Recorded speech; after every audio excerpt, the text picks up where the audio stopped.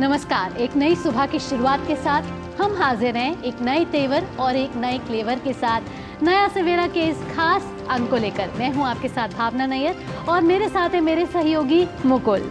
शुक्रिया भावना। और अगले एक घंटे में हम आपको दिखाएंगे देश और दुनिया की ताज़ा तरीन खबरें और साथ ही बात होगी फिल्म, साहित्य, संगीत और जीवन के संघर्षों से जुड़ी कुछ कहानियों की। लेकिन सबसे पहले नजर डालते हैं इस वक्त की हेडलाइंस पर। प्रधानमंत्री नरेंद्र मोदी आज देहरादून में उत्तराखंड वैश्विक निवेशक सम्मेलन का करेंगे शुभारंभ। शांति से लेकर समृद्धि विषय पर आयोजित 2 दिवसीय सम्मेलन में 5000 बिजनेस प्रतिनिधि और 14 देशों के राजदूत लेंगे हिस्सा।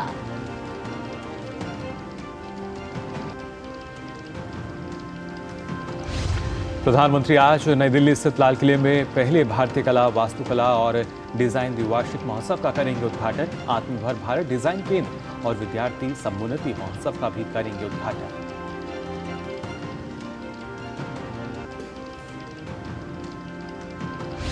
केंद्रीय गृह एवं सहकारिता मंत्री अमित शाह आज नई दिल्ली में अखिल भारतीय विद्यार्थी परिषद के 69वें राष्ट्रीय अधिवेशन का करेंगे उद्घाटन। कार्यक्रम में 10,000 से अधिक प्रतिनिधि होंगे शामिल।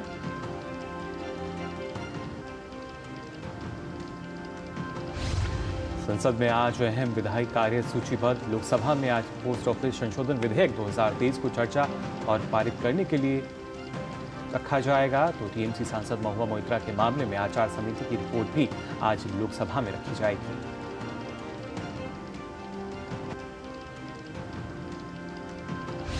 भाजपा ने लोकसभा के अपने सभी सदस्यों को आज सदन में उपस्थित रहने को व्हिप जारी किया। महत्वपूर्ण विधायी मामलों पर चर्चा और सरकार के दृष्टिकोण का समर्थन करने को देखते हुए पार्टी ने उठाया ये कदम।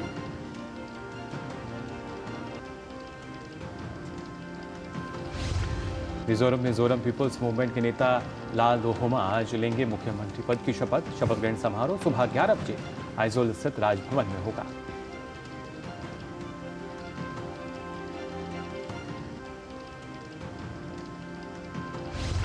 और भारतीय रिजर्व बैंक आज अपनी द्विमासिक मौद्रिक नीति की करेगी घोषणा। आरबीआई ने पिछली बार मौद्रिक नीति समीक्षाओं में रेपो दर में नहीं किया है कोई बदलाव।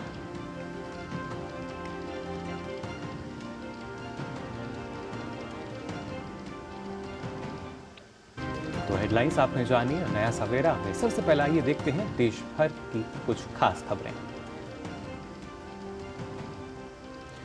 और शुरुआत करते प्रधानमंत्री नरेंद्र मोदी आज उत्तराखंड वैश्विक निवेशक सम्मेलन 2023 का उद्घाटन करेंगे।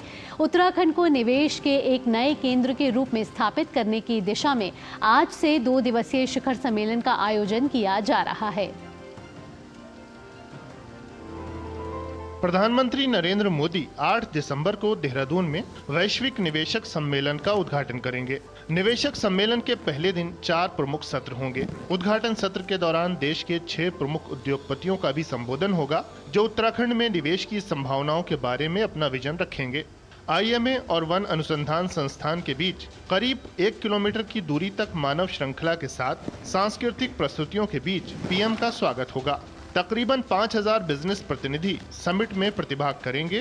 पहले दिन उद्योग और ऑटो फार्मा, शिक्षा, स्वास्थ्य और रियल एस्टेट सेक्टर पर आधारित 4 सत्र होंगे। इन सत्रों में केंद्रीय मंत्री और देश और दुनिया के कई प्रमुख उद्यमी शामिल होंगे। 14 देशों के राजदूत भी इन सत्रों में अपनी बात रखेंगे। अभी तक हमारे लगभग 3 लाख करोड़ के निवेशकों के साथ करार हो गए हैं और बहुत सारे प्रस्ताव हमारे पास अभी हैं और ये राशि लगातार बढ़ रही है। और अब हम जो निवेशकों के साथ करार हो रहे हैं, हमारा समारोह होगा, हम उसके बाद पूरी तरह से इसको धरातल पर उतारने के लिए भी काम करेंगे, इसकी लगातार समीक्षा करेंगे। समिट में उत्तराखंड की शानदार संस्कृति के दर्शन भी होंगे। उत्तराखंड के विनिर्माण, उद्योग, सड़क, रेलवे निर्माण और खान पान से जुड़ी अपार संभावनाओं को प्रदर्शित किया जाएगा। बद्री गाय, जो कि हमारी यहाँ की एक नेटिव गाय है, उससे बने उत्पाद, उसकी क्या क्या उपयोगिता है, उसको प्रदर्शित हमने किया है और किस प्रकार जो है निवेशक जो है बद्री गाय के दूध का उपयोग करके और यहाँ पे इन्वेस्टमेंट कर सकते हैं। समिट की सफलता का अंदाजा इस बात से लगाया जा सकता है कि अब तक लगभग 3 लाख करोड़ के निवेश को मंजूरी मिली है और 44,000 करोड़ का निवेश ग्राउंड हो चुका है। पूरा उत्तराखंड इन्वेस्टर्स समिट के रंग में रंगा हुआ है। देश और दुनिया के तमाम इन्वेस्टर्स उत्तराखंड में रोजगार के नए अवसर प्रदान करेंगे। इससे उत्तराखंड में पलायन की समस्या से निजात मिलेगी। साथ ही 5 ट्रिलियन इकोनॉमी के लक्ष्य तक पहुंचने में भी ये एक अहम पड़ाव होगा।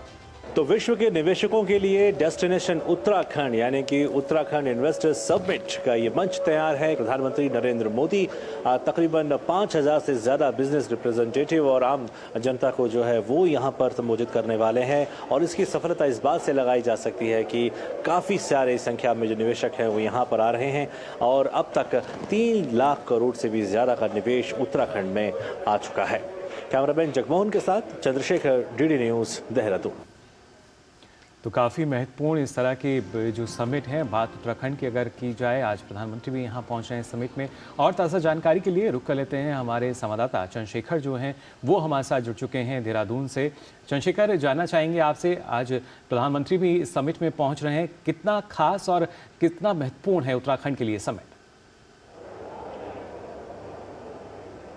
उत्तराखंड काफ़ी समय से इसकी प्रतीक्षा में था और आज वो दिन भी आ गया है और कुछ ही क्षणों का इंतज़ार है जब प्रधानमंत्री Narendra Modi global investor summit जो उत्तराखंड में होने जा रही है इसका औपचारिक रूप से इसकी शुरुआत करेंगे और अपना संबोधन भी देंगे। और कल से ही जो निवेशक थे जो वो यहाँ पर पहुँच चुके हैं और कल उनका रात्रि भोज भी हुआ था। और ये जो ग्राउंडिंग है, आप मान के चलिए 44,000 करोड़ रुपए की जो ग्राउंडिंग हो चुकी है और उसको भी जब प्रधानमंत्री नरेंद्र मोदी जब एग्जीबिशन हॉल की तरफ जाएंगे तो उसको वहां पर इनॉग्रेट करेंगे औपचारिक रूप से। और ये इस बात को दिखाती है कि उत्तराखंड सरकार जिस प्रकार से निवेशकों को यहाँ लाने के लिए कोशिश कर रही है, जिसमें से मैंने बताया कि 3 लाख करोड़ रुपए की जो है MOU साइन हो चुके हैं। तो आप मान के चलिए कि जब 44,000 करोड़ की हम बात कर रहे हैं तो ये ग्राउंडिंग की हम बात कर रहे हैं। इसका मतलब हवाई चीजें नहीं हो रही हैं, जमीनी स्तर पर भी काम हो रहा है। और ये जो भी निवेश हो रहा है, ये निवेश टूरिज्म को लेकर के हो रहा है, मैन्युफैक्चरिंग को लेकर के हो रहा है। तो ये जो महत्वपूर्ण चीजें हैं उत्तराखंड के लिहाज से, उस पर पूरा फोकस किया गया है, चाहे वो मेडिकल की बात हो, टूरिज्म की बात हो या फिर इंफ्रास्ट्रक्चर को लेकर के हो और जितने भी चीजें हो सकती है, एजुकेशन के क्षेत्र में हो सकती है, फूड प्रोसेसिंग को लेकर के है। तो ये जो उत्तराखंड की जो महत्वपूर्ण रिसोर्सेज हैं उनको पूरी तरीके से यूज किया गया है ताकि वो इन्वेस्टमेंट को लेकर के यहाँ पर लाया जा सके। बिल्कुल चंद्रशेखर, साथ ही हमने देखा है कि सरकार का हमेशा से ही निवेश पर जोर रहा है। फिर चाहे वाइब्रेंट गुजरात हो, जहां हमने कुछ दिनों पहले देखा वहां पर भी इस तरीके की समिट हुई थी, और अब उत्तराखंड में इस तरीके की नायाब पहल की जा रही है। तो जिस तरीके से हमारी अर्थव्यवस्था पहले से ही मजबूती के दौर में चल रही है, उस तरीके से निवेश को और आगे बढ़ाना और लेकर जाना, सरकार उसके लिए कितनी प्रतिबद्ध दिखती नजर आ रही है?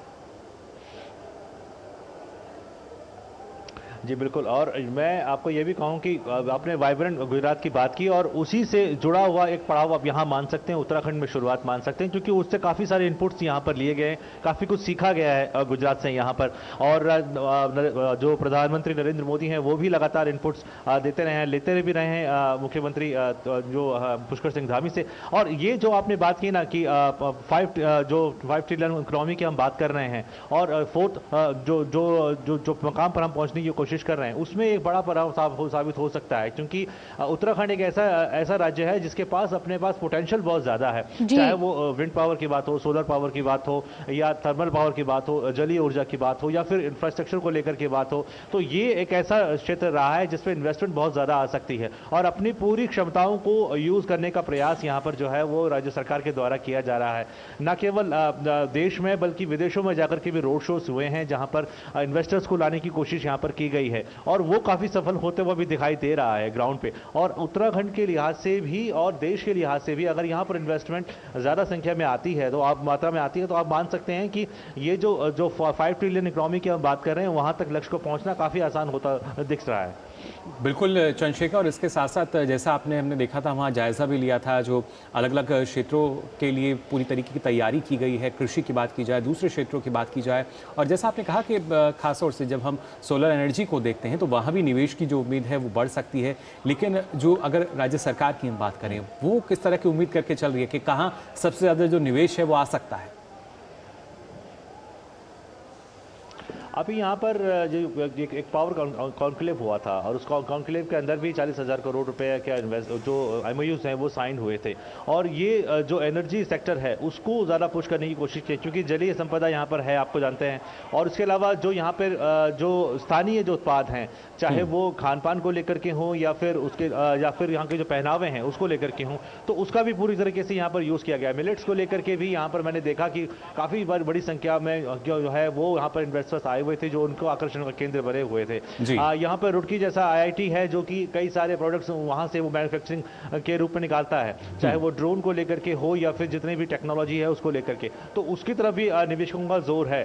तो आप मान के चलिए यहाँ की जो संपदा है, यहाँ के पानी, यहाँ की हवा, आप ये भी इन्वेस्टर्स के लिए काफ़ी आकर्षण का केंद्र है। टूरिज्म यहाँ पर सबसे बड़ी ताकत है और उस टूरिज्म को उभारने के लिए भी यहाँ पे कोशिश की जा रही है। जो चारधाम रेल मार्ग है या रोड कनेक्टिविटी को लेकर के है, यहाँ पर हाईवेज को लेकर के है, तो इसको लेकर के कोशिश की जा रही है। और टूरिज्म एक जो बड़ा वो भरता हुआ क्षेत्र है, उसमें क्या क्या नए आयाम निकाले जा सकते हैं, उसके ऊपर ही पूरा ठीक बात चंद्रशेखर उत्तराखंड सरकार दे रही है। ठीक, बहुत बहुत शुक्रिया चंद्रशेखर इतनी महत्वपूर्ण जानकारी हम तक साझा करने के लिए। तो चंद्रशेखर हमारे साथ उत्तराखंड से थे, जहां वो ये बता रहे थे कि आज प्रधानमंत्री Narendra Modi global investor summit Devbhoomi Uttarakhand में वहां उनका उद्घाटन करेंगे। फिलहाल वक्त हो चला एक छोटे से ब्रेक के बाद भी DD न्यूज पर खबरों का सिलसिला यूं ही जारी रहेगा। NPS is a mode of creating post-retirement corpus having two basic characters with its hand: disciplined saving and vigilant investment. अगर ये दोनों उसके क्राइटेरियाज मीट आउट होते हैं तो रिटायरमेंट कॉर्पस को पैदा करने के लिए इससे बढ़िया तरीका जो सिंपलेस्ट मोड में है वो और कोई अवेलेबल नहीं है। अपने बेहतर कल को सुनिश्चित करने के लिए NPS जरूरी है। Here gravity and physics don't call the shots, and sound travels slower than you. This is a different kind of place. That's why we're looking for different kind of people, for whom excellence is not a job, but a way of being, be it in the sky or on the ground. We are looking for an invincible team of invincible people, people who are a cut above.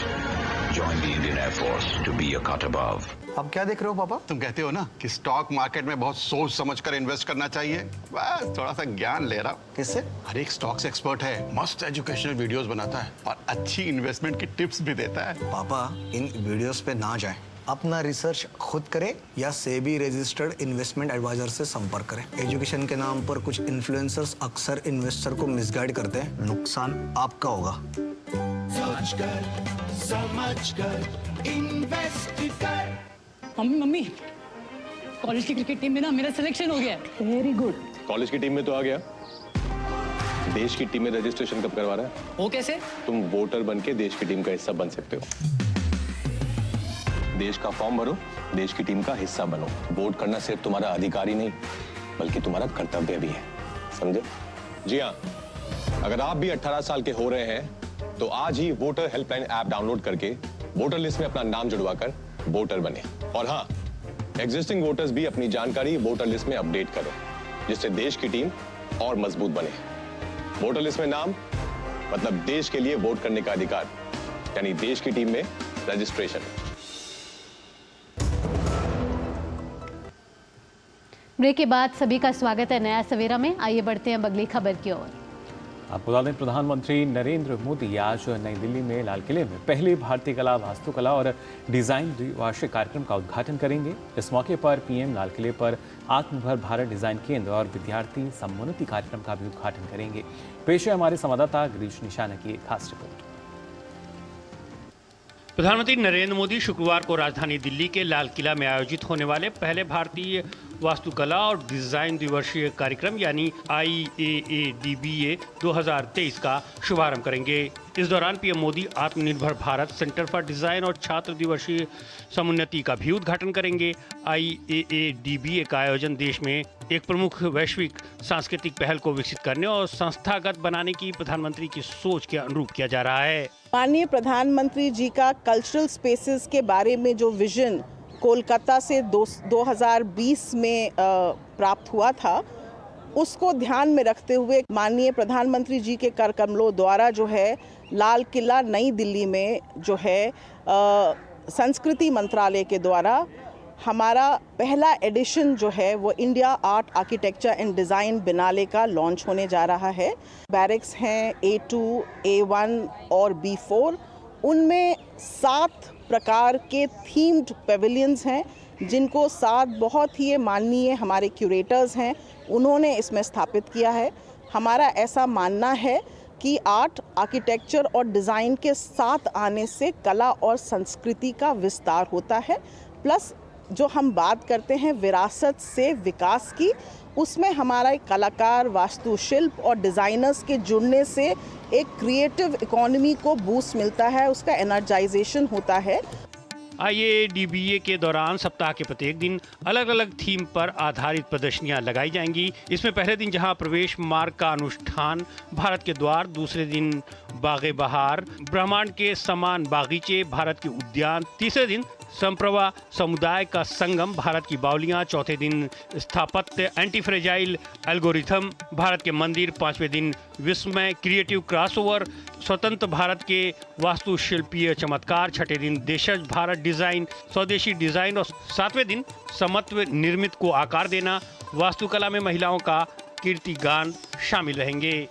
इसमें जो 7 themes हैं, कुछ इसमें से कला को devoted हैं, कुछ वास्तुशिल्प को डिवोटेड हैं, क्योंकि इस साल हम जो हैं हमारी भारत की सबसे पहली महिला क्वालिफाइड आर्किटेक्ट जो रहीं, जिनका बहुत योगदान रहा बिल्ट हेरिटेज में, उर्मिला यूली चौधरी, उनको हम समर्पित करते हुए वास्तुकला को भी एक बहुत बड़े रूप में, पुराने एंशिएंट टाइम्स में हम उसको स्थापत्य कला कहते हैं और इस नए ज़माने में हम उसको आर्किटेक्चर के रूप में जानते हैं, उनको ट्रिब्यूट देते हुए हमने बहुत बड़ा इसमें पैमाना जो है वो आर्किटेक्चर का रखा है, वास्तुकला का रखा है और फिर डिज़ाइन के बारे में, क्योंकि क्रिएटिव डिज़ाइन थिंकिंग है, ग्राफिक डिज़ाइन है, उन सब को भी इसमें हमने शामिल किया है। IADBA का यह आयोजन 15 दिसंबर तक लाल किला में आयोजित किया जाएगा। इस कार्यक्रम का आयोजन सांस्कृतिक संवाद को मजबूत करने के लिए कलाकारों, वास्तुकारों, डिजाइनरों, फोटोग्राफरों, संग्राहकों, कला पेशेवरों और जनता के बीच समग्र बातचीत शुरू करने के लिए शुरू किया जा रहा है। ये कला, वास्तुकला और डिजाइन के रचनाकारों के साथ विस्तार और सहयोग करने के नए रास्ते और अवसर प्रदान करके उन्हें आगे बढ़ाने में भी मदद करेगा। संस्कृति मंत्रालय द्वारा पहली बार इस तरह की अद्भुत प्रदर्शनी का आयोजन किया गया है। इस प्रदर्शनी को आम जनता 9 दिसंबर के बाद से देख सकती है, जो कि 31 मार्च 2024 तक चलेगी, यानी करीब आम जनता 115 दिनों तक इसका दीदार कर सकती है। इसमें भारतीय कला, वास्तुकला और एक से बढ़कर एक डिजाइन देखे जा सकते हैं। कैमरामैन मनमोहन सिंह के साथ गिरीश निशाना, DD न्यूज, दिल्ली।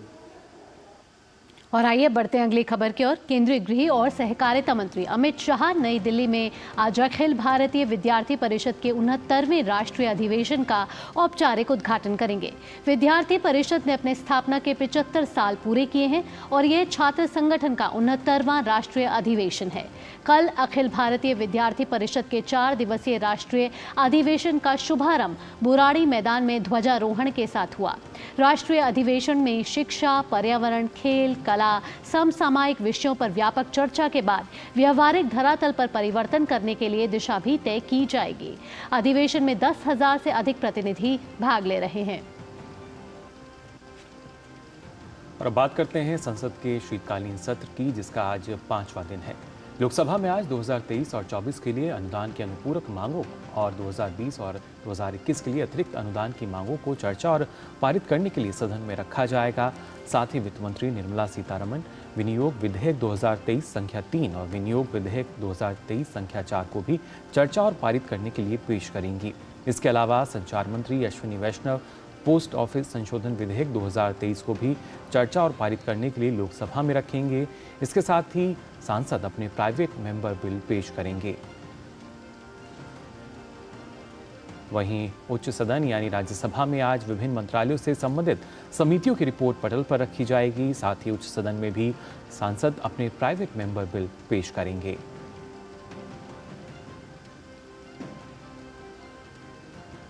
तो संसद के शीतकालीन सत्र के 5वें दिन इसके अलावा भाजपा ने अपने लोकसभा सांसदों को आज सदन में उपस्थित रहने के लिए व्हिप जारी किया है।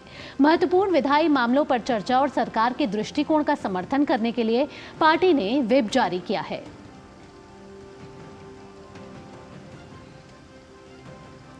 वहीं पैसे लेकर सवाल पूछने के मामले में तृणमूल कांग्रेस की सांसद महुआ मोइत्रा से संबंधित आचार समिति की रिपोर्ट आज लोकसभा में पेश होगी। इसमें महुआ मोइत्रा की संसद सदस्यता खत्म करने की सिफारिश की गई है। भाजपा सांसद निशिकांत दुबे ने लोकसभा अध्यक्ष ओम बिरला को पत्र लिखकर महुआ मोइत्रा पर पैसे लेकर सदन में प्रश्न पूछने का आरोप लगाया था। निशिकांत दुबे का आरोप था कि महुआ मोइत्रा ने प्रश्न पूछे जाने के एवज में बिजनेसमैन दर्शन हीरानंदानी से रिश्वत और उपहार लिए। इन आरोपों को हीरानंदानी ने भी स्वीकार किया है। निशिकांत दुबे के आरोप पर लोकसभा अध्यक्ष ने मामले को संसद की आचार समिति के पास भेज दिया था।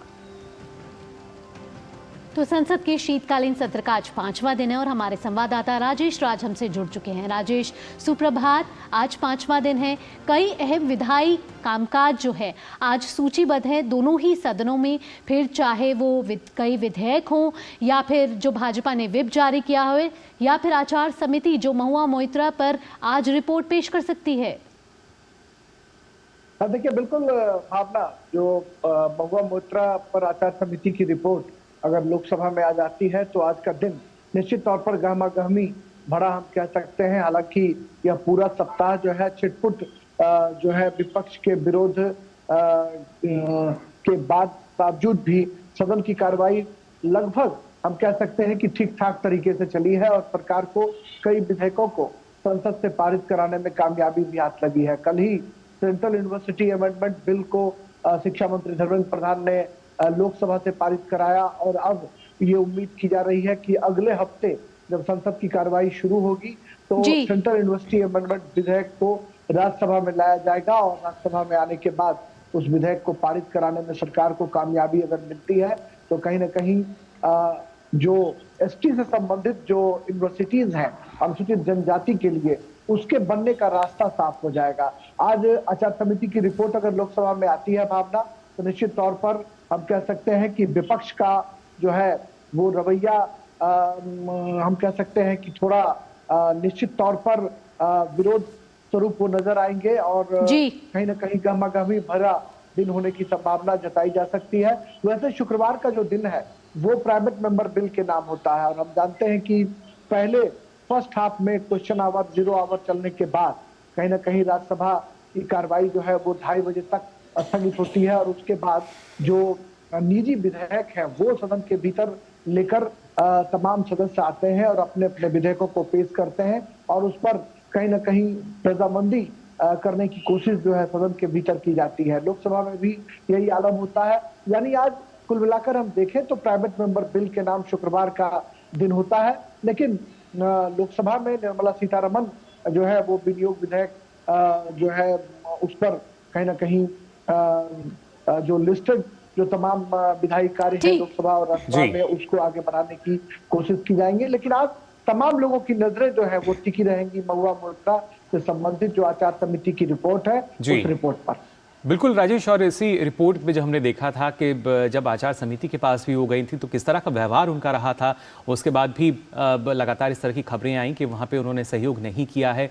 और ऐसे में जैसा आपने कहा कि कहीं ना कहीं ये जो मुद्दा है थोड़ा सा गरमाया हुआ नज़र आ सकता है सदन में। हालांकि और जो विपक्षी पार्टियाँ हैं उस वक्त उनके सहयोग में नज़र नहीं आई थी, एक तरीके से दूरी उनसे बना ली थी। हाँ, देखिए, निश्चित तौर पर सदन के भीतर कई बार हम देखते हैं कि असहमति के बीच भी सहमति के रास्ते तलाशे जाते हैं और आपने देखा होगा कि कई बार भारी जो है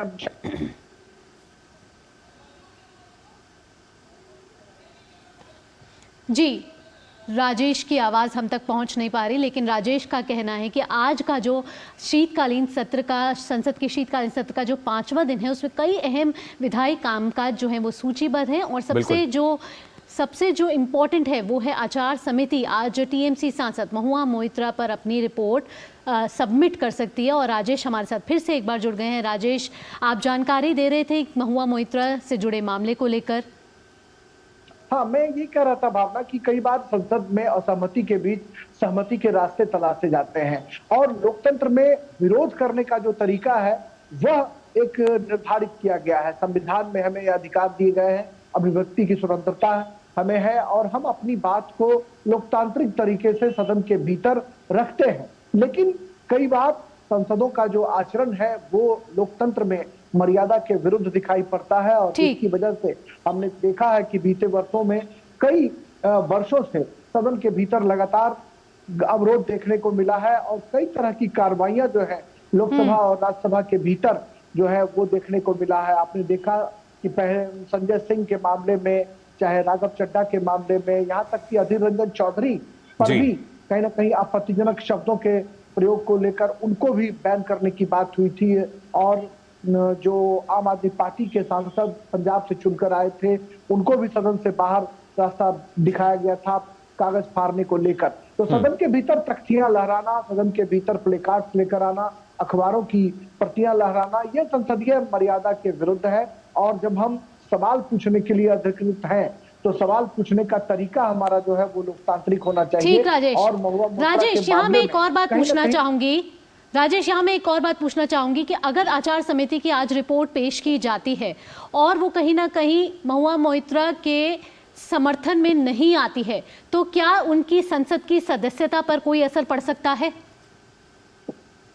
देखिए, निश्चित तौर पर यह बिल्कुल ये संवैधानिक मामला है और अगर लोकसभा की जो आचार समिति का जो रिपोर्ट है वह रिपोर्ट आने के बाद अगर उस समिति ने अगर उनके मेंबरी खत्म करने की अगर सिफारिश की होगी तो निश्चित तौर पर उनकी जो संसद की सदस्यता है वह कहीं ना कहीं खतरे की घंटी उस पर बज सकती है। लेकिन कई तरह की कानूनी प्रक्रियाएं हैं, कई पेचीदगियां हैं और मुझे लगता है कि लोकसभा सचिवालय जो है निश्चित तौर पर कानून की जानकारी रखने वाले लोगों के साथ रजामंदी की मुहर लगने के बाद ही कोई फैसला जो है वो कर पाएगा। ओम बिरला स्वयं एक जानकार व्यक्ति हैं, संसदीय परंपराओं का ज्ञान है उन्हें और लंबे समय तक उन्हें 5 वर्षों से हमने देखा है कि सदन के भीतर संसदीय आचरण सदस्यों का ठीक हो इसके लिए वो लगातार मशक्कत करते रहे हैं। देर तक सदन चलाने की परंपरा भी उन्होंने शुरू की, सदन के भीतर लोग बैठे इसके लिए भी वो लोगों को नसीहत देते रहे हैं। तो मुझे लगता है कि महुआ मोइत्रा के मामले में भी सोच समझकर संवैधानिक फैसला जो है वो लोकसभा करेगी और तमाम लोगों की नजरें आज आचार समिति की रिपोर्ट पर टिकी रहेंगी कि क्या कुछ आचार समिति जो है वो अपना फैसला वहां सुनाती है और फिर लोकसभा स्पीकर का क्या फैसला होता है ये देखने वाली बात होगी। ठीक राजेश, ठीक, बहुत बहुत धन्यवाद राजेश इन तमाम अपडेट्स के लिए। संसद के शीतकालीन सत्र से जुड़ी हुई आप नजर बनाए रखें क्योंकि 11 बजे जब सदन की कार्यवाही शुरू होगी तब पता चलेगा, जिसकी राजेश ने बताया कि सबकी निगाहें आज टिकी हुई हैं कि आचार समिति जो है वो टीएमसी सांसद महुआ मोइत्रा पर क्या रिपोर्ट जो है वो पेश कर सकती है। बिल्कुल, तो इंतजार रहेगा। फिलहाल हम यहाँ रुकने एक छोटे से ब्रेक के लिए, आप बने रहिए डीडी न्यूज पर। डिजिटल बैंकिंग का है जमाना, टाइम है बचाना। डिजिटल बैंकिंग है आसान, करो चाहे कोई भुगतान, एनी टाइम एनीवेयर, सेफ है, फास्ट है, हर पेमेंट उंगलियों पे सेट है। लेन देन के हैं ऑप्शंस कई, IMPS, NEFT, UPI भी। 24 घंटे करते ये काम, पेमेंट आसान और रहे आराम। RBI कहता है जानकार बनिए, सतर्क रहिए। तुम्हें पता है इन्वेस्टर्स के लिए एक इन्वेस्टर प्रोटेक्शन फंड होता है, IPF। लेकिन अगर तुम्हारा ट्रेड एक्सचेंज पर एग्जीक्यूट नहीं हुआ या फिर कोई गारंटीड रिटर्न्स वाली स्कीम है तो ये IPF आपकी मदद नहीं कर सकता है।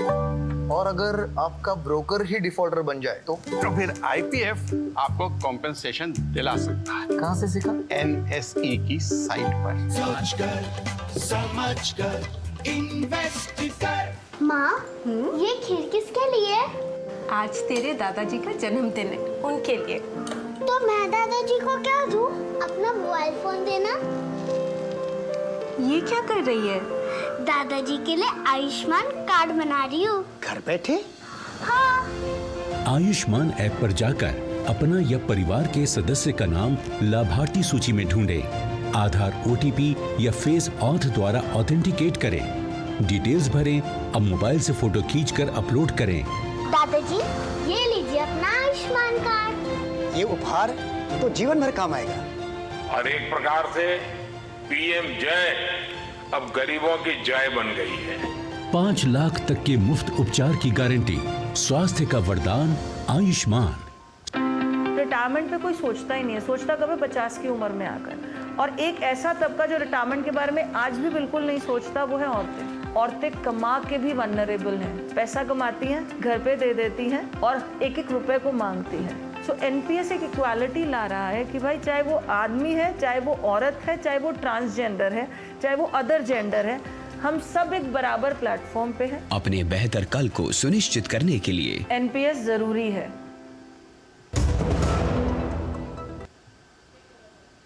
ब्रेक के बाद आप सभी का एक बार फिर स्वागत नया सवेरा में। और जो दर्शक अभी हमारे साथ जुड़े हैं उनके लिए यहाँ भावना एक बार फिर से जो सुर्खियां उन पर आइए नजर डाल लेते हैं।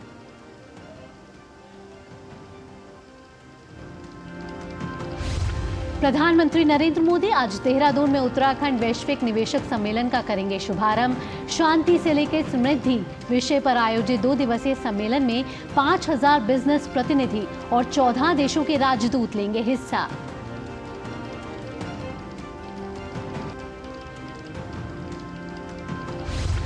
प्रधानमंत्री आज नई दिल्ली स्थित लाल किले में पहले भारतीय कला, वास्तुकला और डिजाइन द्विवार्षिक महोत्सव का करेंगे उद्घाटन। आत्मनिर्भर भारत डिजाइन केंद्र और विद्यार्थी समुन्नति महोत्सव का भी करेंगे शुभारंभ।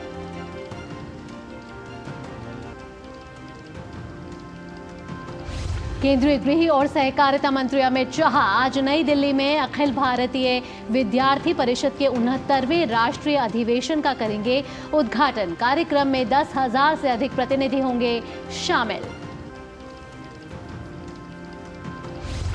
संसद में आज अहम विधायी कार्य सूचीबद्ध। लोकसभा में आज पोस्ट ऑफिस संशोधन विधेयक 2023 को चर्चा और पारित करने के लिए किया जाएगा पेश। टीएमसी सांसद महुआ मोइत्रा के मामले में आचार समिति की रिपोर्ट भी आज लोकसभा में रखी जाएगी।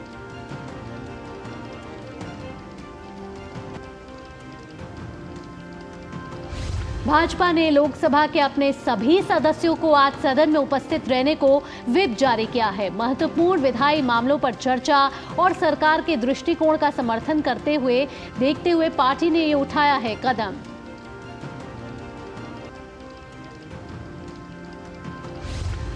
मिजोरम पीपुल्स मूवमेंट के नेता लाल तोहोम आज लेंगे मुख्यमंत्री पद की शपथ। शपथ ग्रहण समारोह सुबह 11 बजे आइजोल स्थित राजभवन में होगा।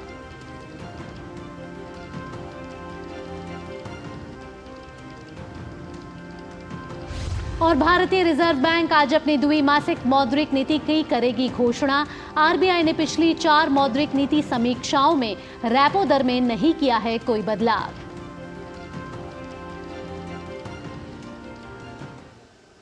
और आइए अब खबरों के सिलसिले को आगे बढ़ाते हैं। बात करते हैं भारत मेक इन इंडिया के तहत अब रेल, मोबाइल और टेलीकम्युनिकेशन के क्षेत्र में समृद्ध होने के साथ अपने उत्पाद भी निर्यात कर रहा है। तो खास तौर से आपको बता दें, ये कहना है भारत सरकार के रेल मंत्री अश्विनी वैष्णव का, जिन्होंने डीडी न्यूज़ के विशेष बातचीत में कहा कि प्रधानमंत्री का मेक इन इंडिया का सपना साकार हो रहा है और सालाना लाखों लोगों को रोजगार भी मिल रहा है। रेल की सीटी और रेल की छुक छुक का क्रेज़ सिर्फ फिल्मों में नहीं बल्कि आम जनमानस पर आज भी है। लेकिन बदलते दौर में अब रेल के इंजन की निर्भरता विदेशों पर नहीं बल्कि हिंदुस्तान अब मेक इन इंडिया के तहत इन इंजनों का निर्माण कर रहा है। और इसमें कितना हम आगे बढ़ पाए हैं, इस पर मैन्युफैक्चरिंग सेक्टर में क्या क्या अब तक प्रगति हुई है, हमारे साथ आईटी, टेलीकम्युनिकेशन और रेल मंत्री अश्विनी वैष्णव हैं। वैष्णव साहब, कहा जाता है कि इंजन निर्माण पर हमारी आत्मनिर्भरता जो है वो बढ़ रही है, कितना हम प्रगति कर पाए, क्या कीर्तिमान स्थापित हुआ है? मोदी जी ने 2014 में देश की जिम्मेदारी संभालने के तुरंत बाद में मेक इन इंडिया लॉन्च किया था। मेक इन इंडिया का बहुत बड़ा फोकस था कि देश में मैन्युफैक्चरिंग की ग्रोथ हो, मैन्युफैक्चरिंग टेक्नोलॉजीज़ आए, मैन्युफैक्चरिंग इस तरह से बढ़े क्योंकि मैन्युफैक्चरिंग में बहुत बड़ा रोजगार बढ़ता है। रेलवे में भी इंजन्स के मैन्युफैक्चरिंग का बड़ा कार्यक्रम हाथ में लिया गया और उसका इतना अच्छा रिज़ल्ट आया है। अच्छे बहुत ही हाई क्वालिटी के 12,000 हॉर्स पावर के इंजन्स बनने लगे। उन 12,000 हॉर्स पावर के इंजन्स के अंदर अगर आप जाके देखेंगे, ऐसा लगेगा जैसे किसी आप कंप्यूटर के डेटा सेंटर में जा रहे हो। इतना हाई एक लेवल ऑफ स्टैंडर्ड, एक स्टैंडर्ड ऑफ मैन्युफैक्चरिंग बढ़ा है। मोदी जी ने आत्मनिर्भर भारत और मेक इन इंडिया के तहत एक तरीके से देश को बहुत बड़ा एक्सपोर्ट हाउस बनाने का काम हाथ में लिया है। पहले मोबाइल निर्माण के मामले में भी हमारी निर्भरता जो थी वो चाइना पर थी, लेकिन अब जब से आप आईटी और टेलीकम्युनिकेशन आपने संभाला है, कहा जा रहा है कि बड़े पैमाने पर हिंदुस्तान में मोबाइल के जो सूक्ष्म उपकरण हैं वो भी अब हिंदुस्तान में बढ़ रहे हैं। उसका कितना फ़ायदा आम लोगों को होगा? बहुत बड़ी बात है ये। पिछले 9 वर्षों में भारत बहुत बड़ा मोबाइल मैन्युफैक्चरिंग हब बन के उभर रहा है। आप देखें, आज से 10 वर्ष पहले भारत में जितने भी मोबाइल उपयोग में होते थे करीब करीब सारे इंपोर्ट होते थे। आज 99.2% भारत में बने। बहुत बड़ी मेक इन इंडिया की उपलब्धि है, जिससे देश में रोजगार भी उत्पन्न हुआ है, आत्मनिर्भर बना है भारत और टेक्नोलॉजी देश में बनी। रोजगार के सवाल पर विपक्ष जो है वो आक्रामक रहता है। उसमें रेल और आपके जो आईटी सेक्टर, मोबाइल सेक्टर, इसने कितना लोगों को रोजगार मुहैया कराने का काम किया? जो नेट रोजगार सृजन होने की जो अपॉर्चुनिटीज़ है उसको देखें तो करीब करीब on an average 14 lakh per month नए रोजगार के अवसर फॉर्मल सेक्टर में उत्पन्न हो रहे हैं। यानी अगर इसको वार्षिक तौर पे देखें तो 1 करोड़ 70 लाख 1 करोड़ 80 लाख के आसपास भारत में नया रोजगार, नेट रोजगार सृजन हो रहा है फॉर्मल सेक्टर में। बहुत शुक्रिया रेल मंत्री अश्विनी वैष्णव, जिनका साफ तौर पर कहना है कि मैन्युफैक्चरिंग के मामले में हिंदुस्तान समृद्ध हो रहा है और प्रधानमंत्री का जो सपना है उसे हम साकार करने में आने वाले दिनों में कामयाब हो पाएंगे।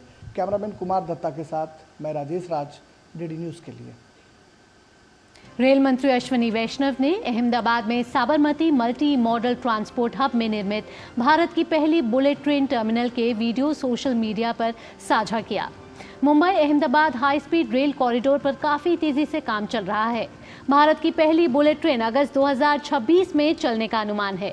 रेल मंत्री अश्विनी वैष्णव द्वारा शेयर किए गए वीडियो में देश के सांस्कृतिक विरासत के साथ साथ आधुनिक वास्तुकला की झलक भी दिखाई गई है।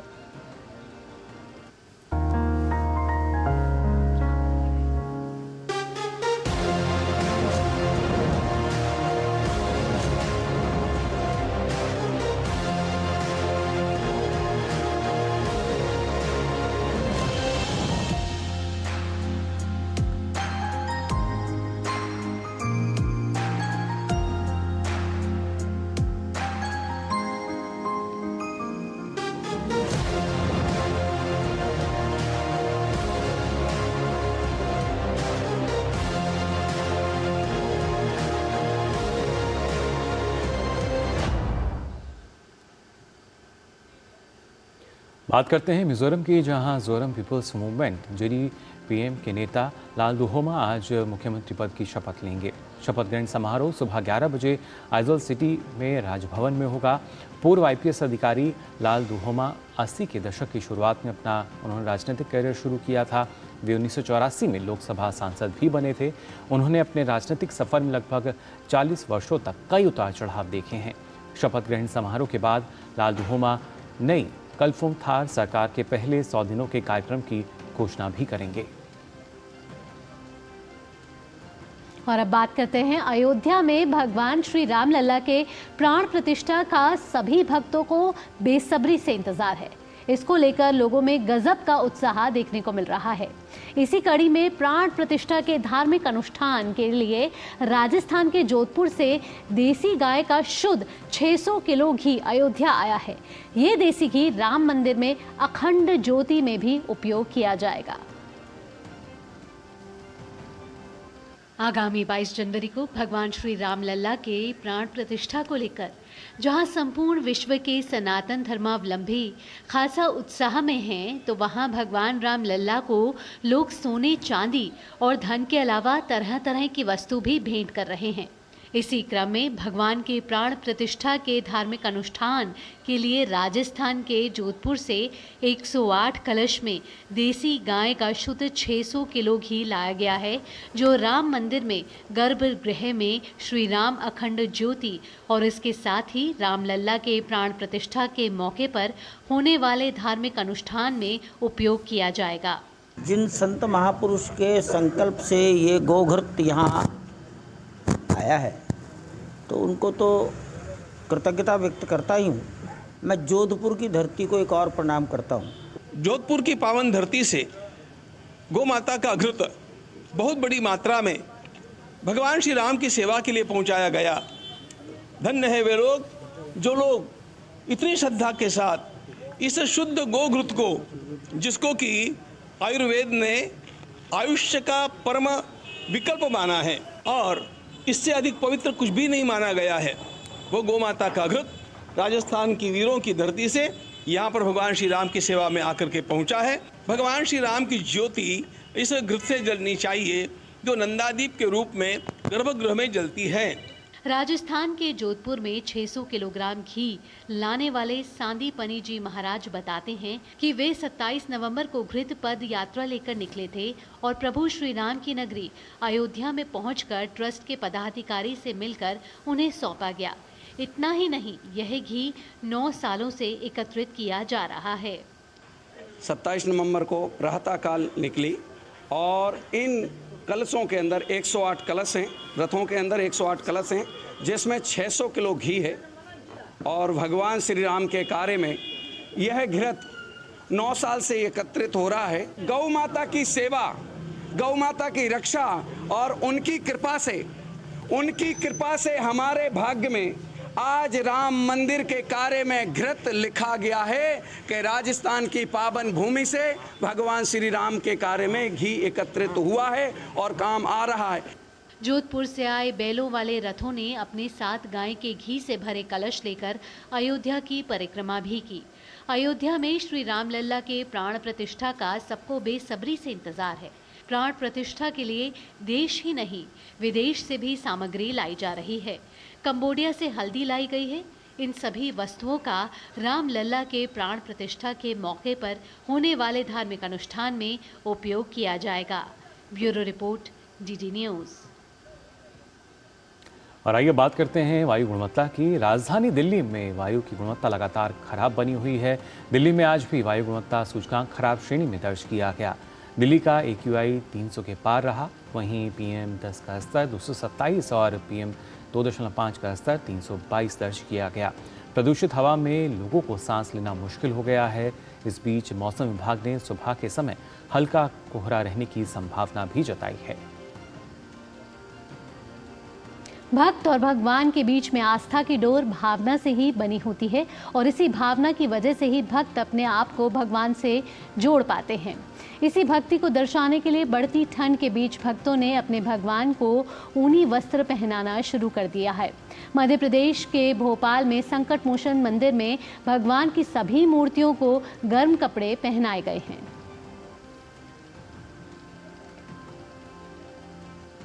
और अब बारी है अखबार की सुर्खियों की।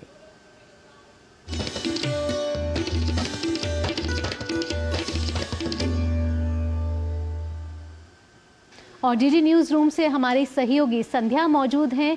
संध्या, सुप्रभात। क्या है आज अखबारों में प्रमुख खबरें? सुप्रभात भावना और मुकुल। अखबारों की सुर्खियों की बात अगर हम करें तो रक्षा क्षेत्र से जुड़ी हुई प्रमुख खबर को आज हम ले रहे हैं। दैनिक जागरण अखबार ने देश विदेश पेज पर इसे प्रकाशित किया है। दरअसल रक्षा क्षेत्र में भारत आत्मनिर्भरता की ओर तेजी से बढ़ रहा है। वहीं भारत के जो रक्षा उत्पाद हैं उनकी अन्य देशों में भी मांग बढ़ रही है। HAL के चेयरमैन ने इस बात की जानकारी देते हुए बताया कि नाइजीरिया, अर्जेंटीना, फिलीपींस और मिस्र जैसे देशों ने भारत के रक्षा उत्पादों को खरीदने में रुचि दिखाई है। इसके अलावा कल एक एविएशन एक्सपो में CDS ने अपनी बात रखते हुए कहा कि सुरक्षा चुनौतियों से निपटने के लिए तकनीकी विकास बेहद ज़रूरी है और इस दिशा में भारत लगातार कदम बढ़ा रहा है। इसके अलावा कल थल सेना प्रमुख एक दीक्षांत समारोह में भाग ले रहे थे और उन्होंने इस दौरान अग्निपथ योजना की तारीफ करते हुए ये कहा कि बेहतरीन सैनिक इस योजना के माध्यम से सेना को मिल रहे हैं और उन्होंने ये बताया कि ये इस तकनीकी रूप से सक्षम होने के साथ साथ नए सैनिकों की जो भर्ती इस योजना के माध्यम से हो रही है वो काफ़ी फायदेमंद है भारत के रक्षा क्षेत्र के लिए। अगली खबर की बात करें तो ये हिंदुस्तान अखबार के साथ साथ साथ अन्य बाकी अखबारों ने भी आज ली है और बताया है कि कल राज्यसभा में जब वित्त मंत्री निर्मला सीतारमण बोल रही थी तो उन्होंने बताया कि भारत तेजी से बढ़ती हुई अर्थव्यवस्था है। उन्होंने ये कहा कि जिस समय में भारत के अलावा बाकी देशों का जिक्र करते हुए उन्होंने कहा कि वहाँ की अर्थव्यवस्था जब सिकुड़ रही थी, ऐसे समय में भारत की अर्थव्यवस्था का तेजी से विस्तार हुआ है। तो इस खबर को आज सभी अखबारों ने लिया है राज्यसभा सदन में उनके वक्तव्य की खबर के साथ। उसके अलावा एक कार्यक्रम में निर्मला सीतारमण ने यह भी कहा कि फरवरी में जो बजट आएगा वो लेखानुदान होगा, उसमें कोई भी नई घोषणा नहीं की जाएगी। इस खबर को भी आज अखबारों ने लिया है। अगली खबर जनसत्ता अखबार से है। दरअसल एथनॉल उत्पादन के लिए गन्ने के रस का इस्तेमाल नहीं करने को लेकर के खाद्य मंत्रालय ने एक एडवाइजरी जारी करते हुए ये खत लिखा है तमाम चीनी फैक्ट्रियों को और ये बताया है कि निर्देश देते हुए कि एथनॉल के लिए गन्ने के रस का इस्तेमाल ना करें ताकि चीनी की जो बढ़ती कीमतें हैं उस पर अंकुश लगा रहे और इसकी जो खपत और मांग है उसमें बराबरी बनी रहे। अगली खबर हरी भूमि के साथ ही सारे अखबारों ने आज पहले पेज पर ली है। दरअसल प्रधानमंत्री नरेंद्र मोदी कल भाजपा संसदीय दल की बैठक में शिरकत कर रहे थे और इस दौरान जो प्रचंड भाजपा को विधानसभा चुनाव में राज्यों में जीत मिली है उसको लेकर के सभी सांसदों ने प्रधानमंत्री नरेंद्र मोदी के जय के नारे लगाए और इस दौरान प्रधानमंत्री ने कई सारे आगामी जो अब लोकसभा चुनाव है उसकी जीत का मंत्र भी सांसदों को और वरिष्ठ भाजपा नेताओं को दिया। साथ ही उन्होंने ये भी कहा कि मुझे मोदी जी ना कहें, मोदी कहें। दरअसल जनता के बीच में जब आप पहुंचते हैं तो उदाहरण देकर के उन्होंने ये कहा कि जनता से उसी तरीके से उसी अंदाज में बात की जाए जैसा जनता सुनना चाहती है। इसके अलावा उन्होंने विकसित भारत यात्रा में सभी सांसदों को शिरकत करने की भी बात कही। और चलते चलते बात कर लेते हैं नवभारत अखबार में पहले पेज पर ली गई खबर की, जिसे बताया कि 90 दिन में अगर आप चालान ना भरते हैं तो आपके खिलाफ एक्शन होगी। और एक्शन किस तरह की होगी? ना तो आप फिटनेस जांच करवा पाएंगे अपने वाहन की, ना पॉल्यूशन जांच करवा पाएंगे, ना अपनी गाड़ी का ट्रांसफर और ना ही आप अपना एड्रेस चेंज करवा पाएंगे। तो अव्वल तो आप वाहन यातायात नियमों का पालन करें और अगर आपका किसी भी वजह से चालान बनता है तो 90 दिनों के अंदर यानी कि 3 महीनों के अंदर आप अपना चालान जमा कर दें। जी बिल्कुल। फिलहाल बहुत बहुत शुक्रिया संध्या आपका इन तमाम अखबार की सुर्खियों के लिए। तो चलिए बुलेटिन में अब वक्त तो चला है छोटे से ब्रेक का। ब्रेक के बाद खबरें होंगी अंतर्राष्ट्रीय जगत से, खेल से, कारोबार से और फिल्म जगत से। आप जुड़े रहिए नया सवेरा के साथ।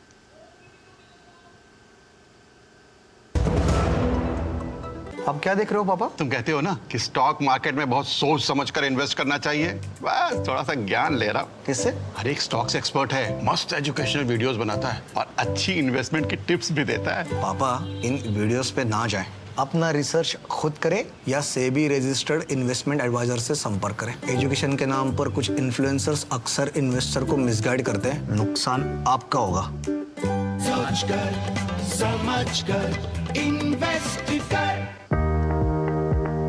Earlier we were having DCPS system. We got transferred to NPS from DCPS. NPS was found to be more employee friendly, flexible, transparent, and beneficiary can choose their options. Transition was very smooth. NPS has created app-based systems and online systems, so everything is digitized. It's very helpful and convenient. अपने बेहतर कल को सुनिश्चित करने के लिए NPS जरूरी है। ब्रेक के बाद आप सभी का स्वागत है नया सवेरा में और आइए अब आगे बढ़ते हैं और बात करते हैं दुनिया भर की कुछ खास खबरों की।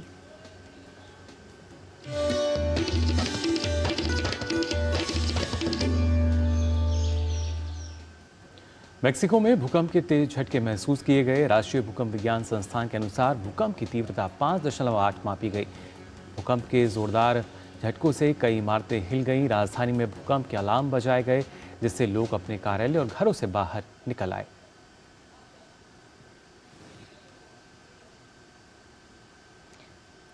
इजरायल और हमास के बीच संघर्ष जारी है। ऐसे में अमेरिकी विदेश मंत्री एंटनी ब्लिंकन ने कहा कि गाजा के नागरिकों की रक्षा करने के इजरायल के इरादे और जमीनी नतीजे के बीच एक अंतर बना हुआ है।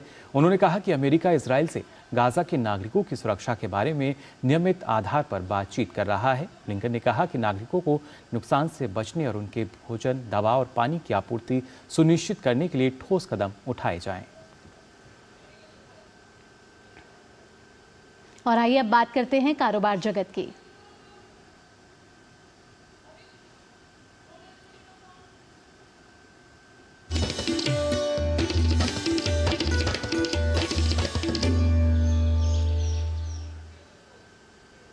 भारतीय रिजर्व बैंक आज अपनी द्विमासिक मौद्रिक नीति की घोषणा करेगा। आरबीआई गवर्नर शक्तिकांत दास की 6 सदस्यीय मौद्रिक नीति समिति की बैठक बुधवार को शुरू हुई थी। ये माना जा रहा है कि एमपीसी इस बार नीतिगत दर रेपो को यथावत रख सकती है। इसका प्रमुख कारण चालू वित्त वर्ष की दूसरी तिमाही में सकल घरेलू उत्पाद वृद्धि दर का उम्मीद से अधिक होना और मुद्रास्फीति में नरमी है। आरबीआई ने पिछली 4 मौद्रिक नीति समीक्षाओं में रेपो दर में कोई बदलाव नहीं किया है। अंतिम बार फरवरी में रेपो दर को बढ़ाकर 6.5% किया गया था। इसके साथ रूस यूक्रेन युद्ध और उसके कारण वैश्विक आपूर्ति बाधित होने से महंगाई बढ़ने के कारण मई 2022 से शुरू हुआ नीतिगत दर में वृद्धि का सिलसिला एक तरह से थम गया। और अब कारोबार जगत की कुछ अन्य प्रमुख खबरें देखते हैं फटाफट अंदाज में। स्पाइसजेट ने राष्ट्रीय कंपनी अपीलीय न्यायाधिकरण एनसीएलटी को सूचित किया है कि उसने विमान पट्टे पर देने वाली सेलेस्टियल एविएशन को आंशिक भुगतान किया है। स्पाइसजेट के निदेशक मंडल की बैठक 11 दिसंबर को होगी।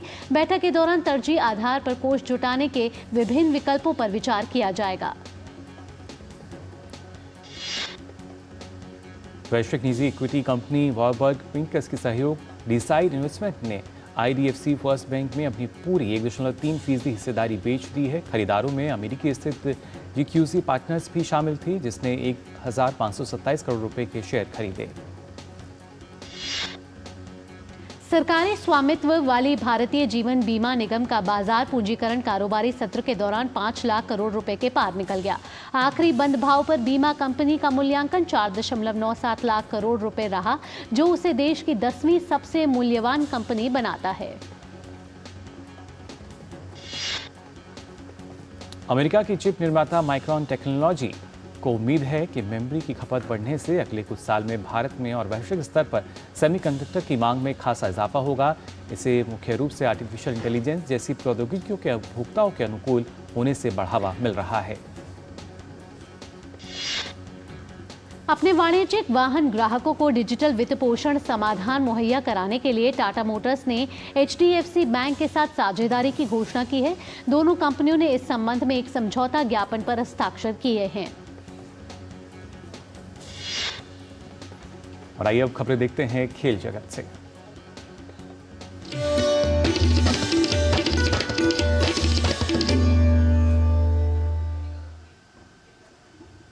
मलेशिया में चल रहे जूनियर पुरुष हॉकी विश्व कप में भारतीय टीम को पहली हार का सामना करना पड़ा। स्पेन ने भारत को 4-1 से हराकर ग्रुप सी में शीर्ष स्थान बरकरार रखा है। स्पेन की तरफ से पहला गोल पहले ही मिनट में देखने को मिला। वहीं दूसरे क्वार्टर में राफी आंद्रेस ने पेनल्टी कॉर्नर पर गोल करके टीम को 2-0 से आगे कर दिया। 33वें मिनट में रोहित ने गोल करके स्कोर लाइन 1-2 कर दी। हालांकि 41वें और 60वें मिनट में स्पेन की तरफ से 2 और गोल हुए, जिसकी मदद से उन्होंने मुकाबले को 4-1 से अपने नाम कर लिया।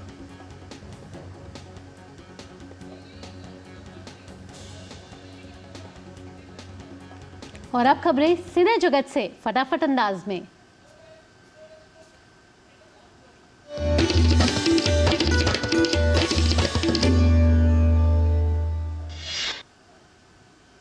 ऋतिक रोशन, अनिल कपूर और दीपिका पादुकोण अभिनीत फिल्म फाइटर का टीजर आज जारी किया जाएगा। फिल्म को सिद्धार्थ आनंद ने निर्देशित किया है। वरुण तेज और मानुषी छिल्लर अभिनीत फिल्म ऑपरेशन वैलेंटाइन की रिलीज डेट आगे बढ़ा दी गई है। भारतीय वायुसेना की पृष्ठभूमि पर केंद्रित यह फिल्म 8 दिसंबर को रिलीज होने वाली थी।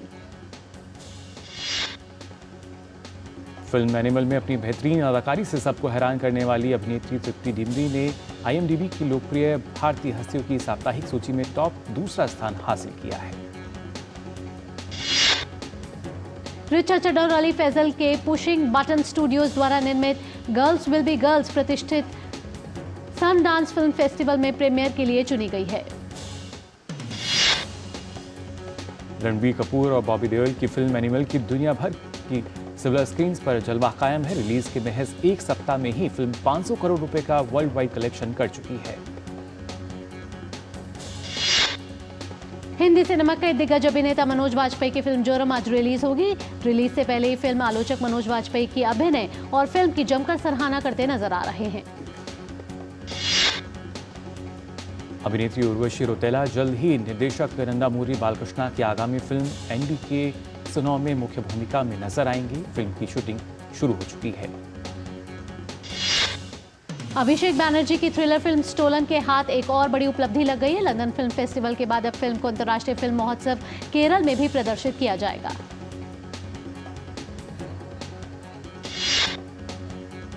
और आइए अब वक्त हो चला है मौसम की ताजा अपडेट जानने का।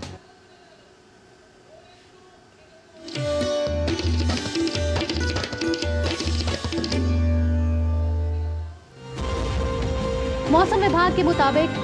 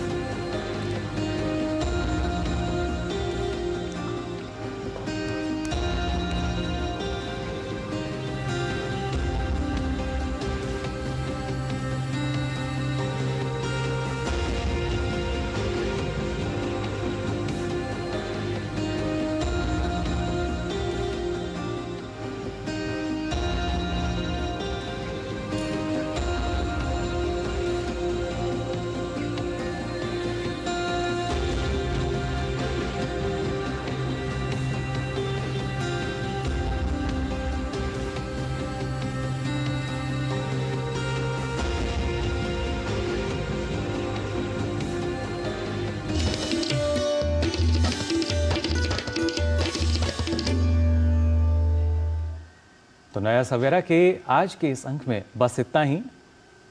लेकिन जाने से पहले आपको छोड़ चलते हैं लंदन में एक ऐसी प्रतिमा के साथ जिसे चॉकलेट से बनाया गया है। 100 किलोग्राम चॉकलेट की ये सुंदर प्रतिमा बनाई गई है। आप इस प्रतिमा की खूबसूरत झलकियों का आनंद लें। मुझे मेरे सहयोगी अनिल के साथ हमारी नया सवेरा की पूरी टीम के साथ हमें दीजिए इजाज़त। आपका दिन मंगलमय हो। नमस्कार।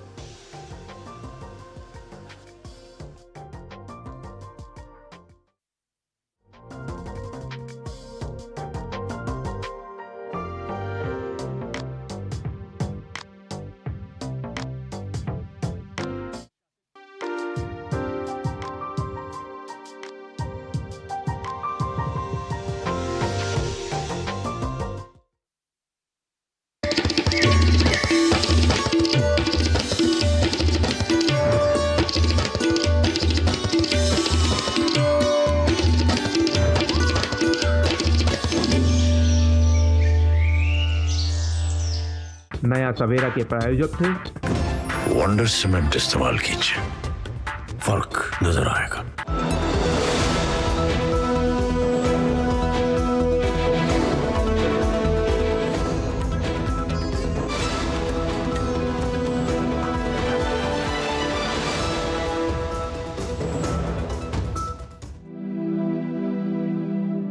मुख का स्वास्थ्य संपूर्ण स्वास्थ्य के लिए बेहद महत्वपूर्ण है।